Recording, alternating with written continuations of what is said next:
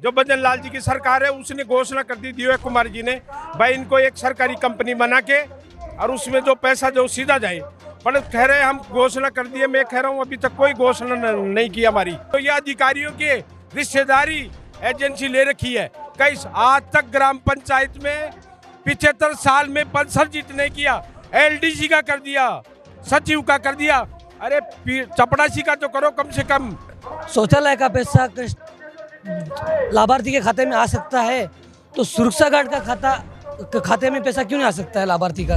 अखिल राजस्थान राज्य कर्मचारी संयुक्त महारैली में कई विभाग आए हैं अपनी अपनी मांग मुखर करने के लिए। मेरे साथ और भी कुछ एक विभाग जुड़ चुका है। विभाग है रात्रिकालीन, जो 2013 में राजीव गांधी सेवा केंद्र बने थे, उन पर चौकीदारी का काम करते हैं।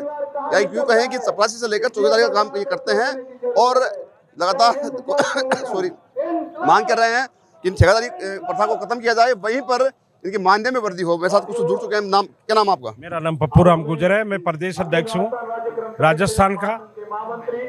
ये गरीब आखिरी तबके के कर्मचारी हैं और इनको मानदेय 10-12 हजार रुपये ग्राम पंचायत से ठेकेदार लेता है, इनके खाते में 5 हजार रुपये डालता है।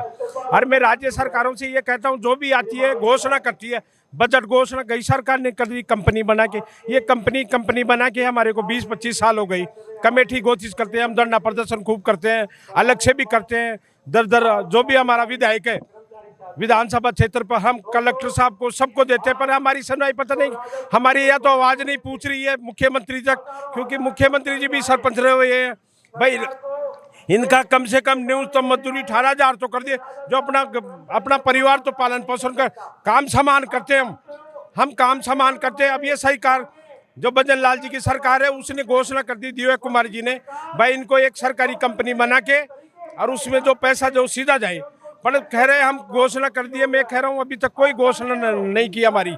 और हमारा तो 5,000 रुपये में इस जमाने में, इस महंगाई में खर्च चलाना भी मुश्किल हो गया। तो इस महासंघ के आए हैं, भाई हमारी भी बात साहब मुख्यमंत्री तक पूछाओ, पर मेरे को तो लगता नहीं है। अगर भाई हमारी बात कैसे भी पूछे ठेका कर्मचारी की, राजस्थान में 3 लाख ठेका कर्मचारी है और मैं 8,000 कर्मचारियों के वो ठेकेदार इतने पैसे खा गए, तो वो तो किसी की सुनते नहीं। शिकायत हम करते हैं वीडियो के पास। पैसा कौन खा रहा है? अधिकारी पैसा खा जाता है। शिकायत करते करते हम हार गए।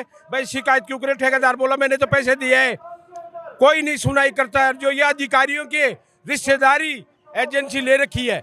कई आज तक ग्राम पंचायत में 75 साल में परिषद जीत नहीं किया, एलडीसी का कर दिया, सचिव का कर दिया। अरे चपड़ासी का तो करो कम से कम। आज तक यूं ही लूट रहे। ये जो खेत को बाढ़ खा रही है, ये 5,000 रुपये ठेकेदार खा रहा। मैं ये कहूँ चाहे सरकार के ही चले जाइए 5,000, हमें तो 5,000 दे दो, लेकिन सीधा तो दो कम से कम।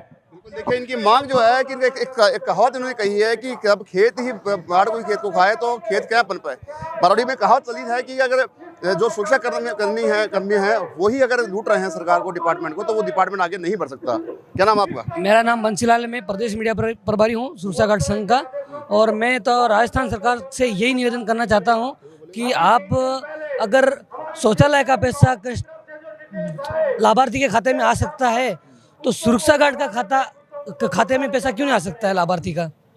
देखो सबसे बड़ी बात यह है कि यार रैली के माध्यम से आपने संदेश देने की कोशिश की है, लेकिन अगर भी आपकी मांगों पर ध्यान नहीं दिया गया तो क्या रणनीति रहने वाली है? हम और जितना लड़ना पड़ेगा लड़ेंगे हम उसके लिए। सरकार को गिराने की कोशिश करेंगे हम। सरकार पहले कांग्रेस की सरकार आई तो उसने भी हमारे साथ अन्याय किया, तो सरकार बदल के रख दी हमने। और इस बार भी अगर बीजेपी सरकार हमारे साथ अन्याय करती है और हमें ठेका प्रथा खत्म नहीं करती है, तो हम पूर्ण रूप से सरकार को खत्म कर देंगे। बिल्कुल। देखिए विडम्बना, देखिए ठेका प्रथा हर डिपार्टमेंट में लागू है और हर डिपार्टमेंट के कर्मचारी जो हैं पीड़ित हैं ठेका प्रथा से, वो कोशिश कर रहे हैं कैसे भी ठेका प्रथा खत्म हो। ऐसा इसलिए कर रहे हैं मांग कि सीधा जो खाते में पैसा आता है, इनकी मानदेय आता है, उसमें ठेकेदार कोई गफलत ना कर दे, कोई चोरी ना करे।